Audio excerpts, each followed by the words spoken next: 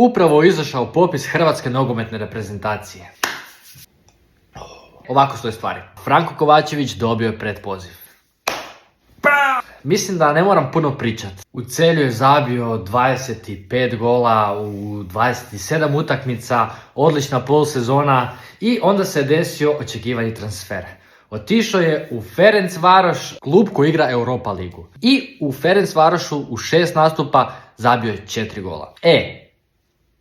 Toliko. To je nastavak njegove polsezone koja je zaista počela dobro. To će biti to, razumiješ me. Posao mu je zabija. Vjerujem da će tako nastaviti. Nadam se da će biti pozvan protiv Kolumbije i protiv Brazila. Moje mišljenje je da je on spreman. On to jednostavno mora osjetiti. Moram ga vidjeti u kockastom dresu. Kraj priče. Dođe tamo u Brazilu, zavi 5 komada, idemo doma. Kaj sad? Tako da, jako sam sretan, jako sam uzbuđen. Ovoliko mu fali, ali vjerujem da će doći sve na svoje i da će imati priliku. Ne znam da zabi 5 komada fakat protiv Brazila. Idemo Franko!